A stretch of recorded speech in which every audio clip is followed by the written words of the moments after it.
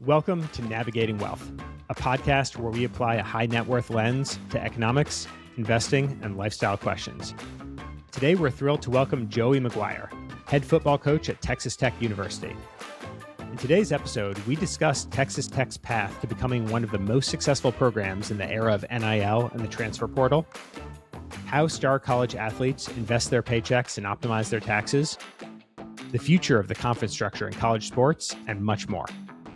Before we dive into the episode, subscribe to our newsletter in the show notes. You'll get a preview of upcoming guests. I hope you enjoy. One of the biggest challenges I face as an entrepreneur is juggling work, travel, and family while maintaining my health. That's why I was thrilled to learn about Daily Body Coach, founded by fellow Long Angle member Anthony Monica. As an entrepreneur and exec himself, Anthony understands these challenges. He crafted a team of expert trainers, nutritionists, and psychologists to hold you accountable and help you adapt to curveballs like jet lag and hotel gyms. While you're securing your wealth, it's critical not to lose control of your health. As another Long Angle member who works with Anthony's team told me, Daily Body Coach honestly changed my life. If you want to learn more about Daily Body Coach, check out dailybodycoach.com/navigatingwealth. That's dailybodycoach.com/navigatingwealth. Welcome back to another episode of Navigating Wealth. I'm your host, Tad Fallows, joined as always by Matt Schechtman and Suram Galapalli. And today we are thrilled to be joined by Joey McGuire. Joey's been the head football coach at Texas Tech for the last 4 seasons. This past season, Texas Tech won the Big 12 for the first time and received the 4th seed in the college football playoffs. Tech is widely viewed as one of the programs that has best adapted to the new era of college football. So today we're going to deep dive into the current landscape and economics of college sports. Thank you so much for joining us today, Joey. You bet, man. Thanks for having me. Well, why don't we go into the discussion today of talking about the current landscape in college football? And I know there's a few different parts to that. There's the transfer portal, there's NIL, there's league realignment, et cetera. Can you just give us maybe the audience an overview? Not all of them are as passionate of a college football fan as I am of, what the landscape looks like today for college sports. Yeah, crazy chaos. I mean, everything that you could think of, college football transfer portals like speed dating. Literally you have a certain amount of time that you've got to get as much information as possible and evaluations on these players, in order to get them into school, because it happens in January. It's really, it's exciting. We're taking advantage of it. We think we have a phenomenal plan, but it's also, frustrating at times too, because there are things that we could fix. And for some reason, it's not for some reason. There's so many things that go into that, because whenever I say we can fix, if we fix the calendar, now that has a lot of things doing with TV contracts and just different hotel contracts. A lot of different stuff goes into it. But it is an easy fix from the standpoint of just looking and moving the calendar up to help us out. But it's chaos, and you've got to be able to operate in chaos. So I feel like we have a really good system. We treat this just like the NFL. I have a personnel department. All they do is watch high school recruits and transfer portal recruits. That's their sole job. I have a GM that speaks to agents. I'm not involved in those conversations. I know what everybody makes on my team. I have the spreadsheet, but whenever it comes down to negotiations, I'm pretty emotional. My GM is very black and white, and so I stay out of those conversations. I think it works better for us that way. But honestly, the easiest thing that I could say with college sports right now, not just football, but the college landscape is really chaos, and the people that are operating best in chaos and have the best backings are the ones that are succeeded right now. And so you were talking about transfer portal, maybe to pull on that thread a little bit. How different is the process of recruiting a high schooler versus recruiting somebody who's a freshman or a sophomore at another school? And are you basically re-recruiting your own players again every year to kind of keep them from going into that portal? Yeah. So, I still look at high school recruiting as, you're really still the NIL is involved without a doubt, but there is still a lot of the same questions where your traditional recruiting is, because you're talking about high school kids. It's really important that they're going to get a great education. They want to hear about your graduation plan. They want to know about your GPA, team GPA. There's still a lot of how you're developing your players. So the high school recruiting is still more traditional recruiting that probably everybody knows and sees or has seen. Where the transfer portal, you're talking, for us anyway, we don't recruit young players out of the transfer portal. We want guys that have already graduated, so they're grad transfers, or they're usually have 1 to 2 years left eligibility wise. We want guys that have been in college, and then we do not recruit players that haven't played college football. So you could be in college and it could be your third or fourth year, but if you haven't played significant amount of time wherever you're at and whatever level you're at, we're not recruiting that guy, because we would rather develop our own guys that haven't played yet versus we're more, our thought is plug and play. Like, you're bringing somebody in, we're losing a first round draft pick at defensive end. We're bringing in a guy that had 9 sacks last year in college football. That's an interesting, and it's almost counterintuitive to me, where I would think that probably a lot of the transfer portal is extremely talented players, but they just happen to be behind somebody that's a little bit more talented or has a little bit more seniority. And so they're looking to leave because they need that shot. Do you feel like a lot of the recruiting and coaching across college has the same view as you do of kind of prove it to me? I'm on a little bit more of a risk off mindset, or is it just totally unique? Some schools are going out there and they're like, perfect, we want the person who's never played before so that we can kind of shape them to our program. Yeah, it's I would say for the most part,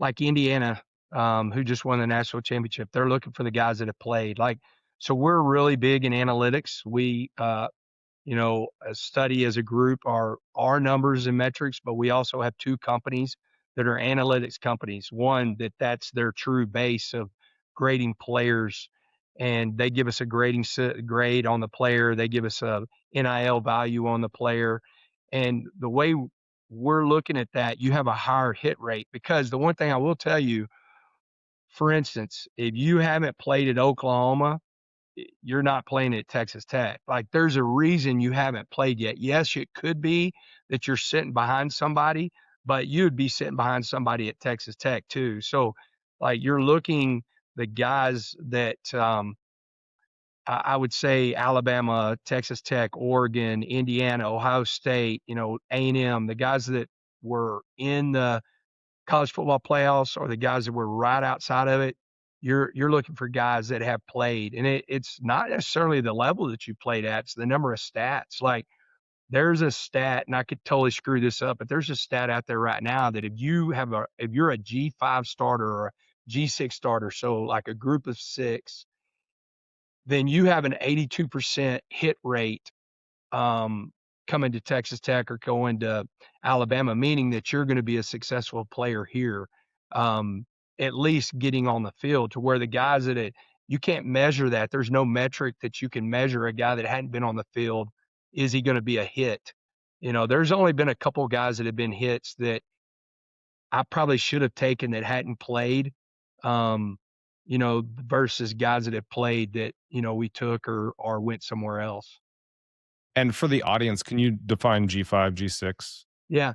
So, like, it should be G6. It was G5 and they moved it to G6, but you're talking about like your Navy's, Army's, North Texas, UTSA, Bowling Green. Those are what they call the Tulane, for guys that watch the college football playoffs, James Madison. Those are your group of 6 leagues, to where your Power 4 conferences are SEC, ACC, Big 12, and Big 10. And so recruiting the transfer portal, you talked about if you're recruiting a kid out of high school, they don't just care about the money. They want the coaching, they want the campus fit, they want the culture, et cetera. Is that the same in the transfer portal, or is that a totally different process of recruiting those guys? It's similar from the standpoint they want the culture. They're as high school kids, but it means a lot more. They want to see how you've developed their position. Um, we have done a phenomenal job of, one, hitting on transfers, and then two, them coming to Texas Tech and playing their best football of their career. So that helps us in recruiting. Some of these guys, let's say they haven't graduated, how we can match up as many college hours as possible, to get them graduated. That's very important to me. I think that's, at the end of the day, these guys all want to go play in the NFL, but a 10-year career in the NFL is a long, extremely long career, and you're still looking at being 32 or 33 years old. So how do you continue to amass that wealth? So we're really big and can prove it in the recruiting process. This is with the high school athletes too, but how we graduate players, but then also how we build their network.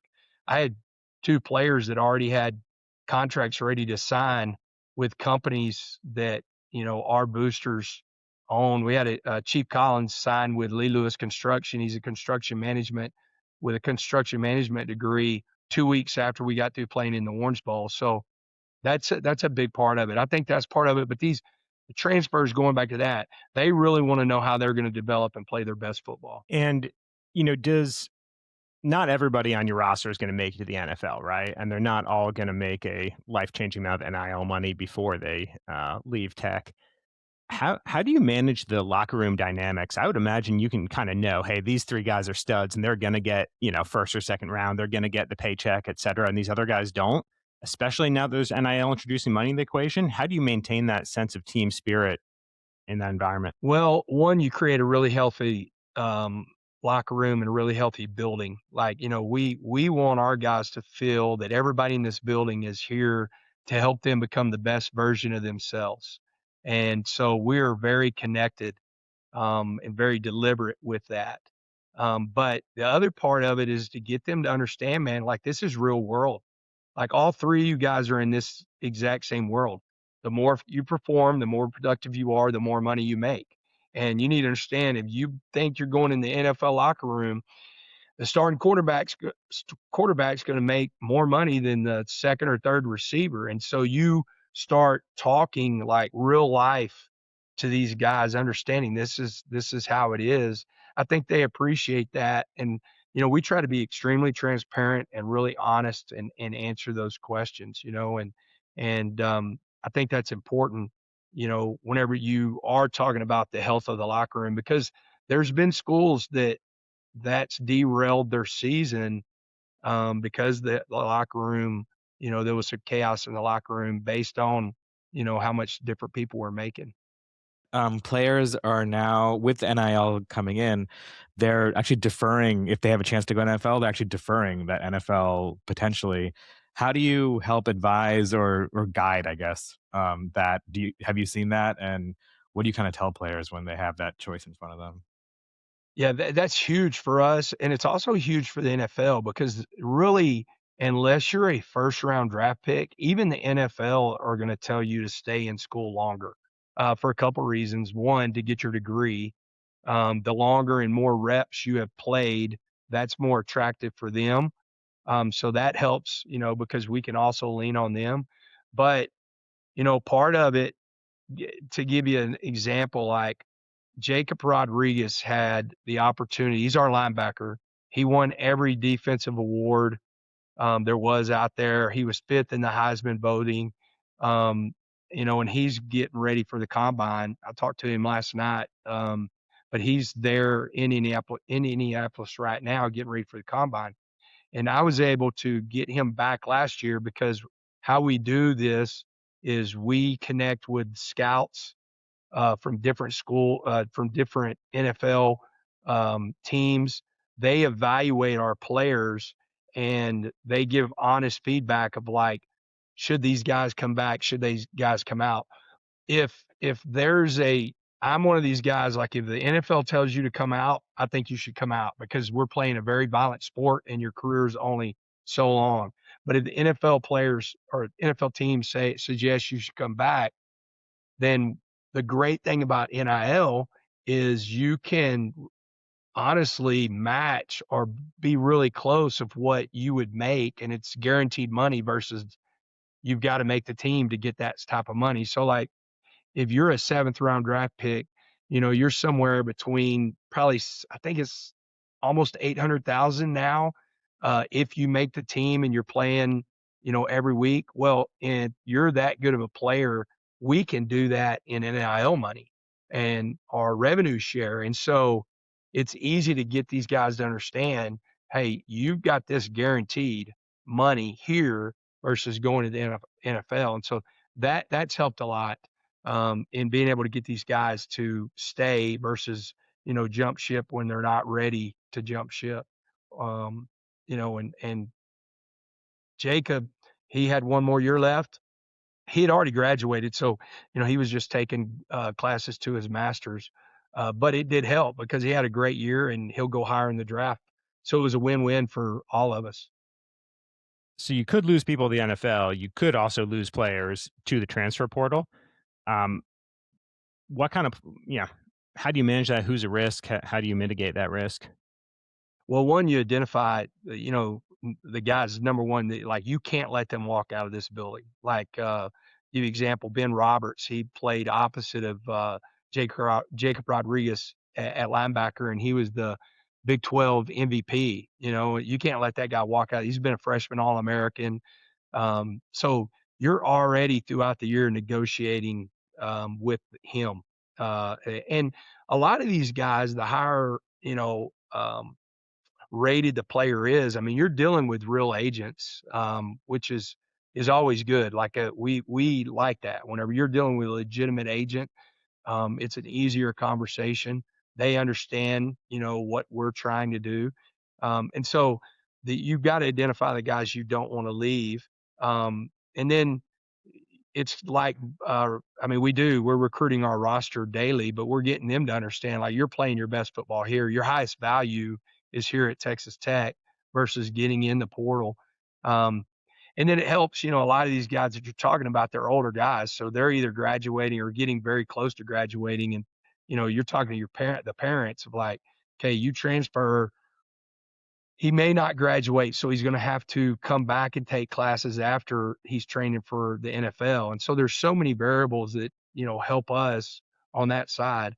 And I think we have one of the best buildings in the country when it comes to positive energy, and these guys are extremely happy and they understand that we're highly invested in their lives. On the NIL front, can you talk a little bit about what that infrastructure looks like? So you mentioned real agents. I have to imagine that that's fairly limited to maybe a handful of athletes at the entire university. What else does that ecosystem look like? You mentioned chaos before as well. Is there, does the school have a department for NIL? Like, hey, the closest car dealership wants to put on your defensive tackle instead of your quarterback, or like, what does that whole paradigm look like, and how does it compare to, I don't know, maybe UT or others? Is everybody kind of on the same page, or are you all kind of testing different things? Mixture of both. So first, it started last year to where you can revenue share with your athletes. And so it's fixed to go up 4%. I think the exact numbers like 21, 20, let's just say $21 million. And so there's a percentage that goes to football. There's a percentage that goes to men's basketball. Those are your two revenue sharing. Those are your two sports that actually bring in money to the university. Most every university in the country, they're losing money on every other sport. So there is a percentage that you're going to get more in football. You're going to get more in men's basketball. So the revenue share, that's kind of like your salary cap. And then the NIL is what you can go out. And so we have a company that helps us. We have a revenue / NIL department in our athletic department. And then we also partner with Learfield, which is a company that goes out and, like with our sponsors, our local sponsors, but, we have a huge deal with Adidas, so our quarterback, our curtain quarterback is working through a deal right now, with Adidas. And so that's where you're getting your revenue share and NIL money, like that group of or that pot.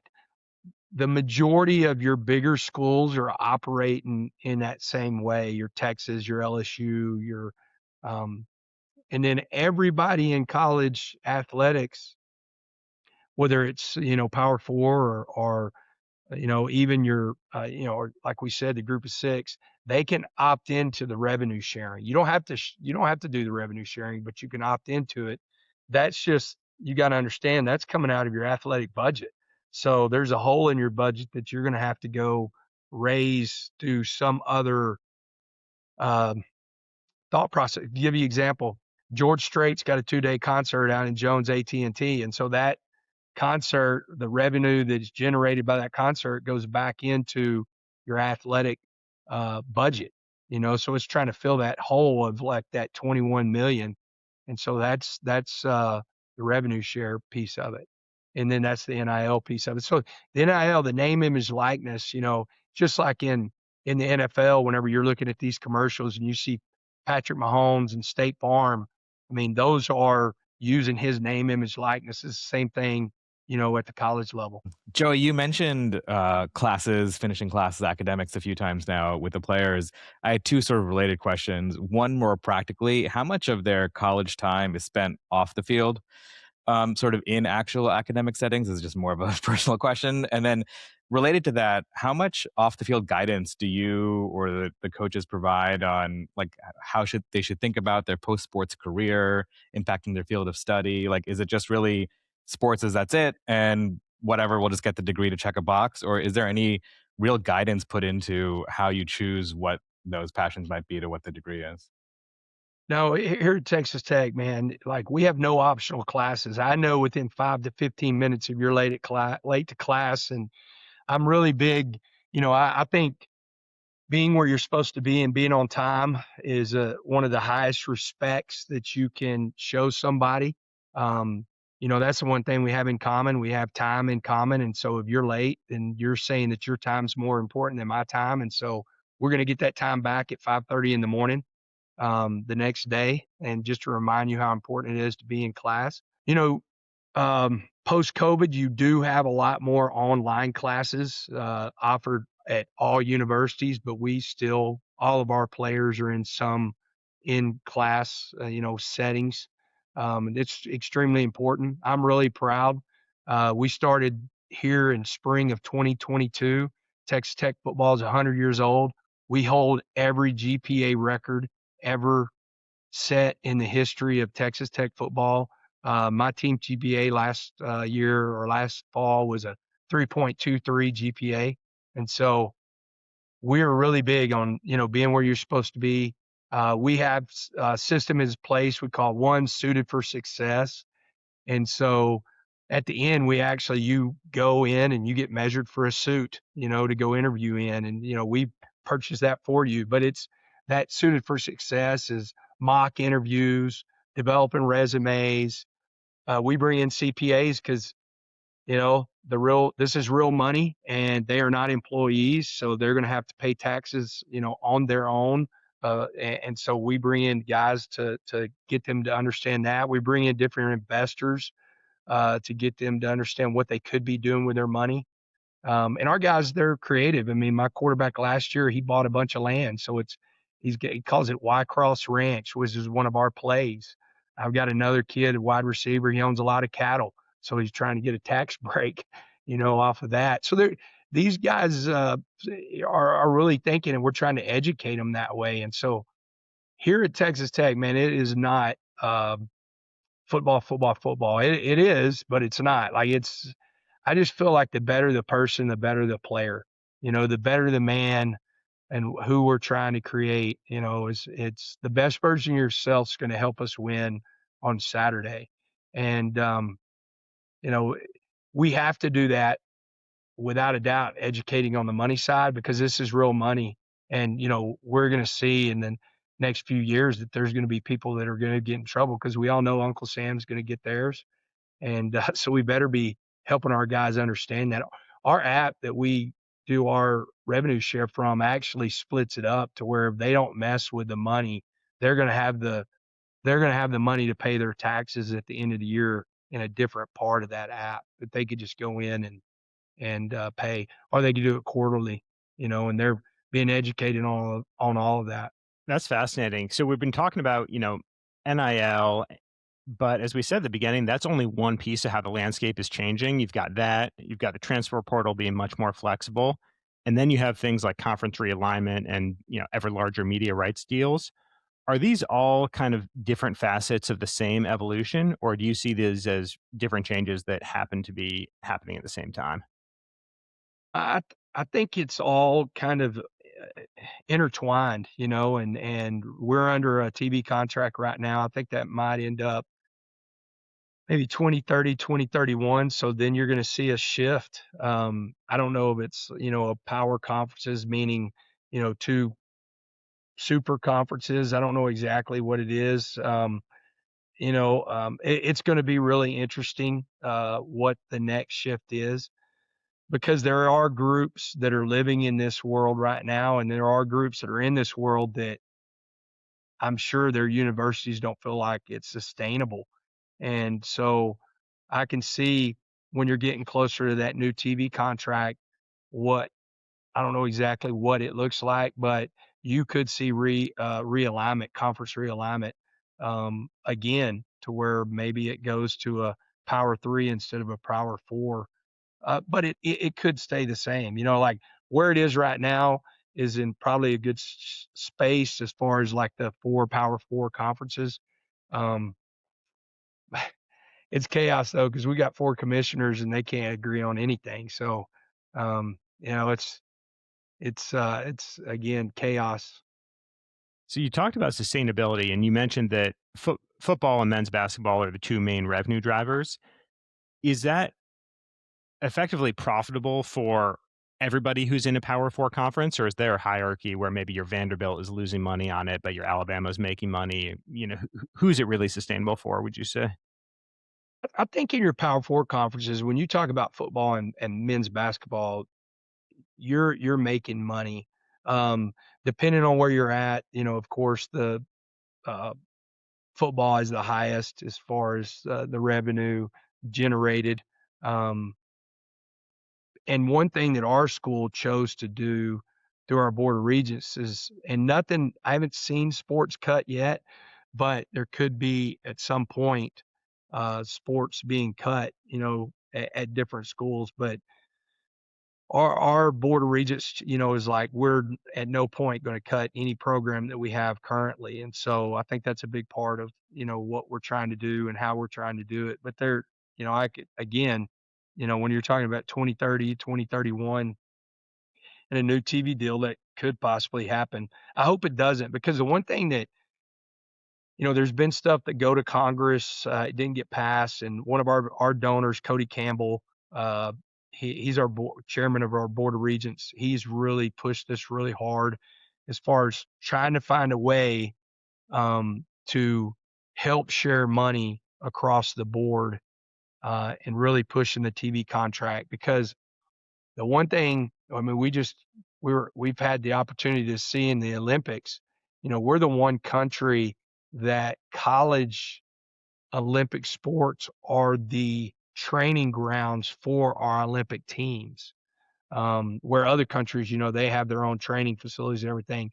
Our Olympic teams are being trained at the college level, and so you definitely don't want that to go away. Any Olympic sports to go away, because there's so many opportunities for so many people in other sports. I think that's really important. So then how do you feel about, I guess it was 6 to 8 weeks ago, the University of Utah announced investment from private equity, where all the things that you're mentioning is essentially some form of subsidy, whether you talk about, our future Olympians or just other sports at the university, in order to make a better overall diverse sporting environment. I can see a world where private equity comes in and they're like, we don't operate in the world of subsidies, right? Like, you're either profitable or you're not. What has been the, I don't know, behind the scenes scuttlebutt among universities and programs about that University of Utah deal? Yeah, and I could be wrong, but I think at one point, the Big 12 was even as a conference talking about it. I know the Big 10 was talking about it, and there was pushback from, different universities. We haven't got to that point to talk about it at Texas Tech, and so, it's a little above the stuff that, I've been involved in. I mean, it's interesting. I mean, but that's the thing right now. I think every single university is trying to find different ways to fill the holes that they have in their budget and trying to find ways to continue to keep every sport that they have. I mean, it's such a huge deal for us, just as a country, to keep the sports that we have, especially the women's sports. And so I could see Utah. That's the driving force, and I think you'll see it more. We just haven't at Tech gotten into it. So, Matt, I would be very uneducated answering any questions about that because we haven't got into it very much. We have to circle back around if you ever do, and we'll have We a do. follow-up conversation. Yes, sir. A different league specific question is, what's your take on what the Pac-10 or Pac-12 did wrong? Because they were, conference of champions until 2 years later they disappeared. Yeah, that was man, it was kind of devastating a little bit for a lot of different schools. You had the Big Ten really go after USC. Um, I believe USC and maybe Washington was the first two as part of that. And then, California as a state was like, if you're going to take USC, you got to take UCLA. Um, I think they don't leave, you don't lose the Pac-12, or you don't lose the majority of that. Um, it's really tough, man, because you think about like the amount of money that it's costing each university to travel. Like, how crazy is that Cal and Stanford is in the ACC? So, they're in the Atlantic Coast Conference. Um, and so it's putting a real strain, I think, as a whole, on those college athletes. It goes back to, how much time they're actually in class because of the way they have to travel and everything in conference games. I think some of it, as a whole, what happens in every conference is there was too many people that buried their heads in the sand and just thought this would never going to happen. And so they were not aggressive I don't know this, but it seemed, just following different conference alignment, they were not aggressive in TV contracts. I think they just assumed that it was going to happen.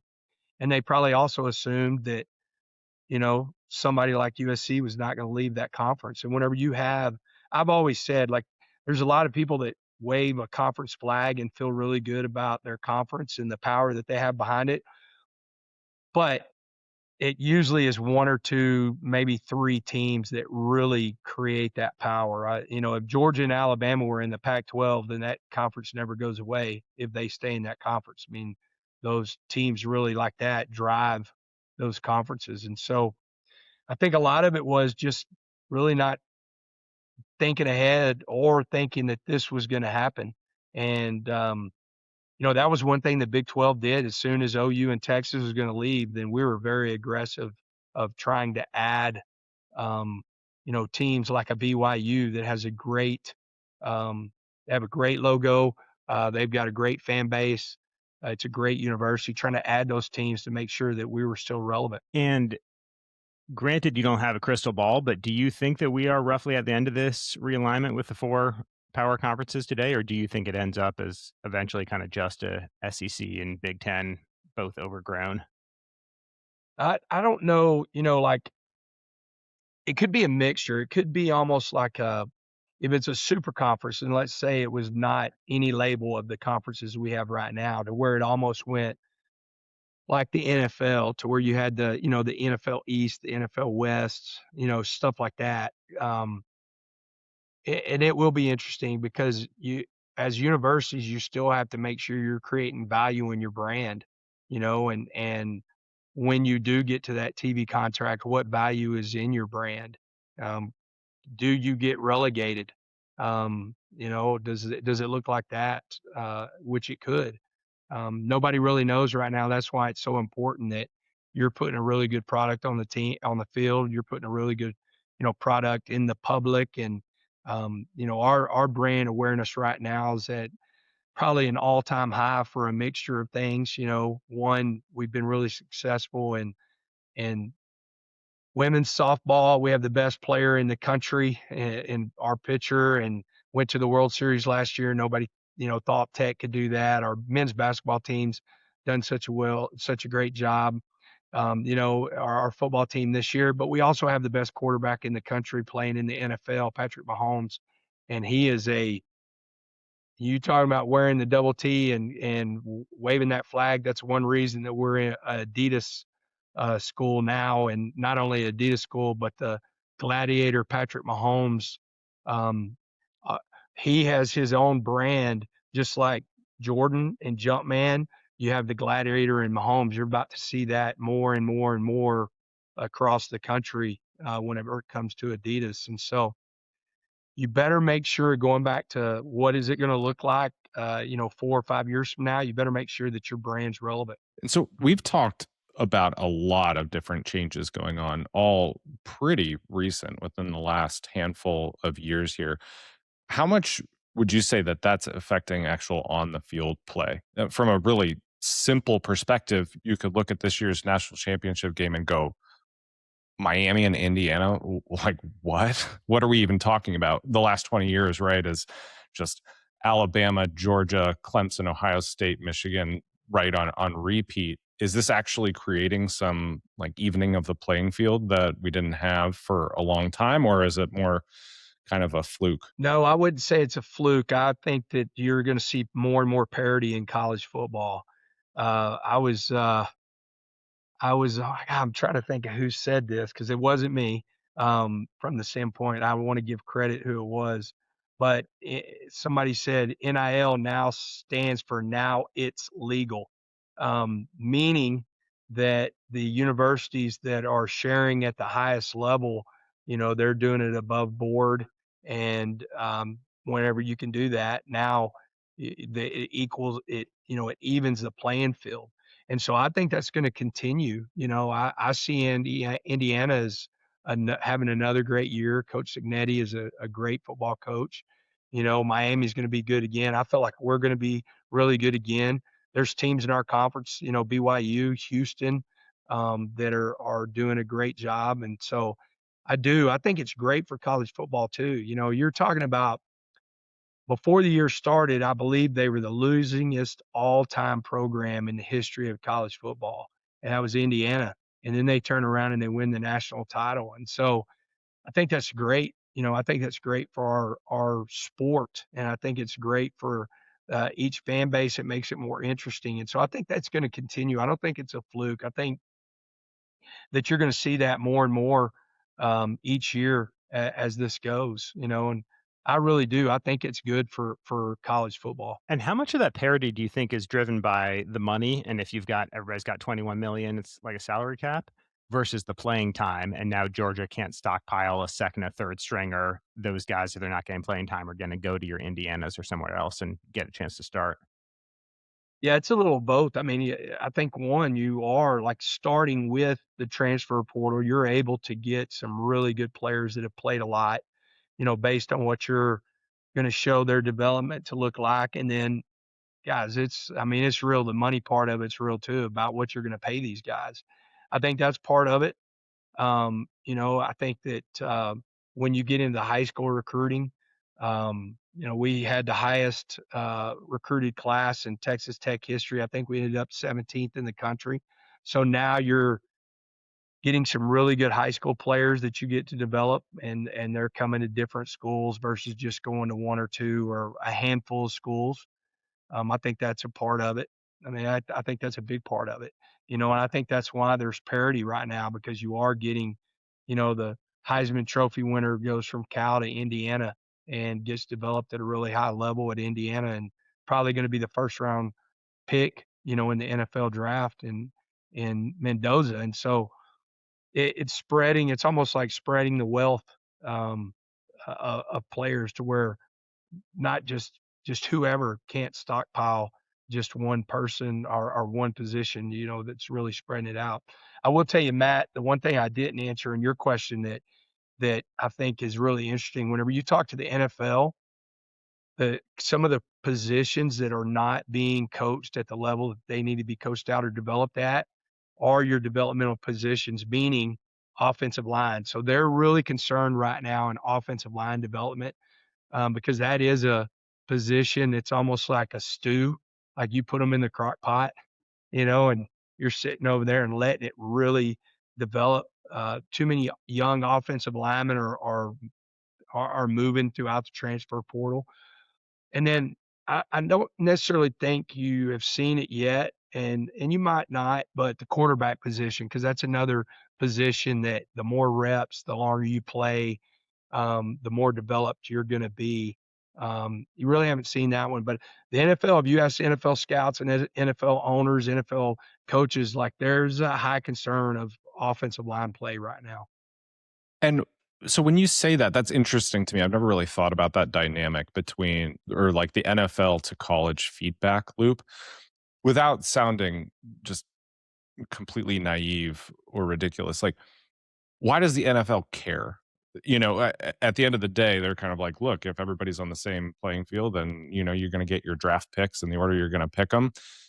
If all the linemen need to be longer developed, like at least everybody's on the same page. Or is it more of, is it quarterback protection? They're like, this is actually a very specific problem because we don't need our quarterbacks blown up, whereas we care less about the development of D-line. What does that kind of feedback loop look like? And is that more disparate between, look, this is just what we hear from different scouts because we're talking to them all the time, or is it actually like an NFL-led initiative? Yeah, I think it's I think it's NFL-led initiative. Like I've heard that from the highest level, of like I haven't heard it from the commissioner, but I've heard it from the highest level with different guys talking about that. Their concern.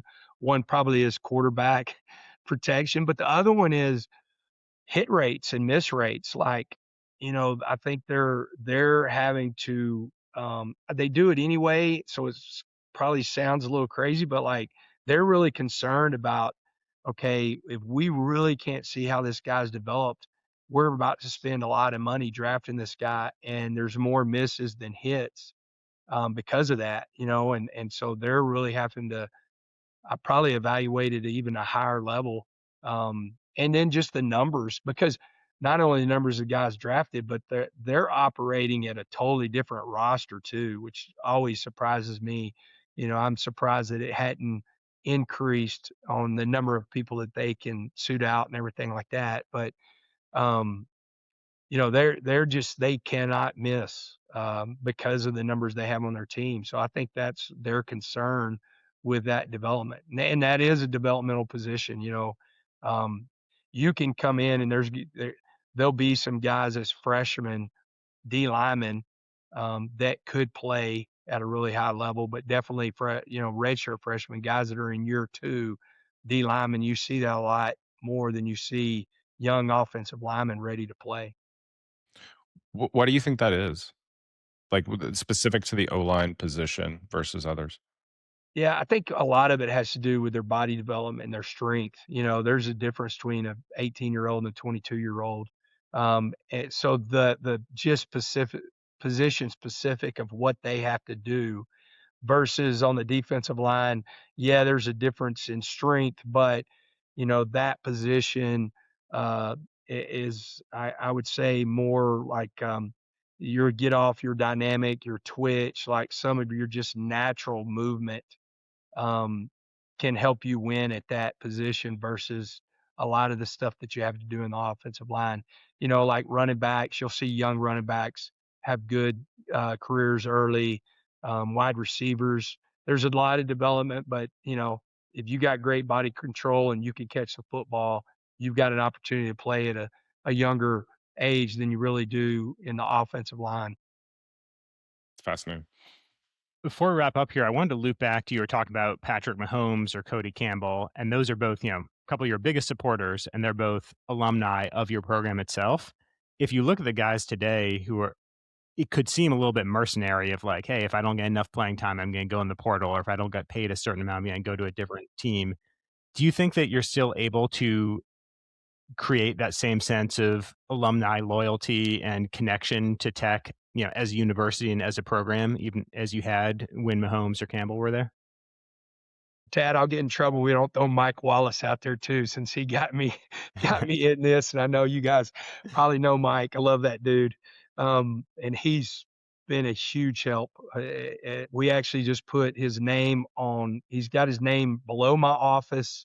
So looking in the field, and his name on our practice field. When you're on the practice field, you can see his name. So that, the biggest thing that our AD, Kirby Holcutt, has asked us to do is to make sure that these guys have a phenomenal experience. So example, when Lee Hunter, who has a chance to sneak into the first round, he plays defensive tackle for us. He was a transfer. He was here for 1 year. When they go through like that Monday Night Football, starting defensive tackle Lee Hunter, Texas Tech University, like making sure that they feel that this is their home, and so we really do push that at a really high level. And our alumni and our boosters help that, because for our practices, there's 3 groups we never close practice to. One is the parents. I want our parents, if they're out here in Lubbock, to be able to spend time with their sons. Another one is our high school coaches, because of course, that's our lifeblood of recruiting. And then our boosters. I can't sit here and tell you that I'm going to help you develop a relationship and a network after football, and then you don't know these guys, that you don't meet these guys, that you don't get to spend some time with them. And so I think when you do it that way, then they feel like an ownership, and that they're part of the Texas Tech family. Man, well, thank you so much for spending the time today with us, Joey. If anybody wants to learn more about what you're doing or follow along, is there anything you'd recommend that they check out? Well, we do a series, so like it's put out on social media, or it's put out on YouTube. It's called The Brand, and you just put Texas Tech, The Brand. And then we do a podcast in the season once a week, but we do a podcast called What's Next, which is a big thing that we believe in, mental toughness and being able to be in the moment. And so we just call it What's Next, because I say that about 1 million times a day, to players and coaches and everybody else. And I have to say it to myself a lot too. And so those 2 things, it'll give you a really good look at what Texas Tech's all about. Awesome. Well, really appreciate your time today, Joey, and good luck next season. Thanks, Joey. Yeah. Thank y'all. I appreciate you guys. If you enjoyed today's podcast and want to continue the conversation, that's exactly why we started Long Angle. Long Angle is a vetted, free community of over 7,500 successful entrepreneurs, executives, and investors who are navigating the challenges and opportunities of wealth together. Click the link in the show notes to apply. We'd love to have you.